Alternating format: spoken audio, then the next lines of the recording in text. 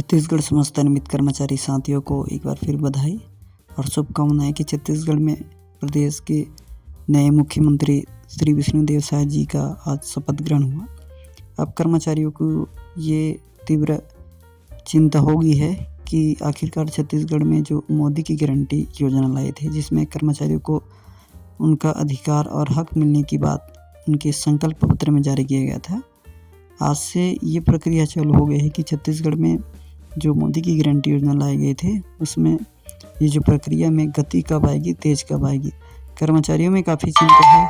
कई कर्मचारी का जो मानना है कि जो ठेका प्रथा से है, आउटसोर्सिंग है, और अन्य कर्मचारी हैं जिनकी मांग संकल्प पत्र में नहीं रखा है। लेकिन बता दें कि कर्मचारी को उनका हक और अधिकार जो शामिल अनियमित कर्मचारी की बात करते हैं, चाहे कोई भी शासकीय विभाग में कार्यरत हो, सभी कर्मचारी की गिनती आती है, क्योंकि सभी शासकीय सेवक के रूप में अपनी कर्तव्यों का निर्वहन करते हैं। अब यहाँ पर दो बातें और आती है कि जो स्कूल शिक्षा विभाग के अंतर्गत जो कार्यरत रसोइया और सफाई कर्मचारी, उसी बीच में मितानिन कर्मचारी, तो इन कर्मचारियों को वेतनमान में 50% की वृद्धि की बात की गई थी। यदि 4,000 दिया जाता है तो उनको 6,000 रुपया, और जिनको 3,000 दिया जाता है तो इस प्रकार से 40 से 45, यानी कि देखा जाए तो इनकी वेतनमान में 50% की वृद्धि होती है। लेकिन फिर भी वो वेतन कर्मचारियों के लिए जो उनकी मांग है वो जायज़ पूरी नहीं हो पाएगी, क्योंकि कर्मचारियों का मांग है कि सरकार उसे स्थायीकरण करे, पूर्णकालीन करे। वेतनमान तो आज नहीं तो कल बढ़ती रहेगी, लेकिन जो कर्मचारियों की सुरक्षा है वो बहुत ज़रूरी था।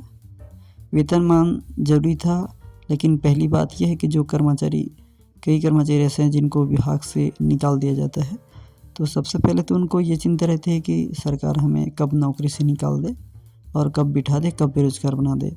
ये पहली चिंता आती है। दूसरी चिंता आती है कि उनको सामाजिक, आर्थिक और महंगाई भत्ता को देखते हुए कर्मचारियों में भी सभी कर्मचारियों का जीवन यापन और परिवार में पालन पोषण जरूरी है, तो उनके लिए एक न्यूनतम आय की भी साधन की जरूरी होती है। तो जिस अंतर्गत वो कार्यरत होते हैं, यदि उस कार्य को छोड़कर दूसरे कार्य में संलग्न हो जाते हैं तो उनका भी कार्य छूट जाएगा।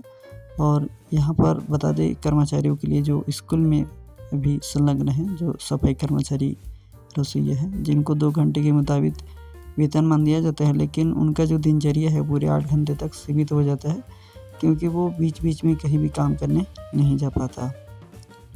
अब बता दें 50% वेतन वृद्धि तो हो गई, लेकिन उसी बीच में जो सभी जो कर्मचारी है जो दैनिक वेतनभोगी है, कलेक्टर दर है, इन कर्मचारियों को तो न्यूनतम 15 से 16,000 वेतन दिया जाता है।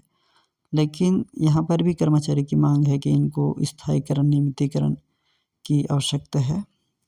यहाँ भी कर्मचारी जो है सुरक्षा से बाहर है, इनको भी सुरक्षा चाहिए। और सरकार ने जो शपथ ग्रहण करते हुए सबसे पहले प्राथमिकता जो कि मोदी जी की गारंटी कर्मचारियों के लिए जो लाई गई है, जिसमें बहुत सारे जो फंक्शन डाले हैं कर्मचारियों के लिए, चाहे सचिव की बात करें या फिर सहायक शिक्षकों की, चाहे मितानिन या फिर एनएचएम या फिर रसोइया स्कूल कर्मचारी, तो सभी कर्मचारियों के संबंध में कुछ बातें महत्वपूर्ण हैं, जो कि ऐतिहासिक और बहुत ही महत्वपूर्ण घोषणा और बातें रखी गई है।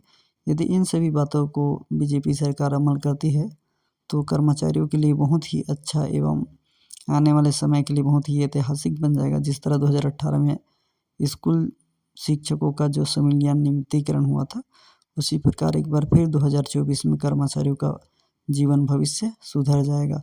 आशा है कि सभी कर्मचारियों का नियमितीकरण सहित जो स्थायीकरण की प्रक्रिया है वो जल्द लागू करें और कर्मचारियों को नियमितीकरण का लाभ दे।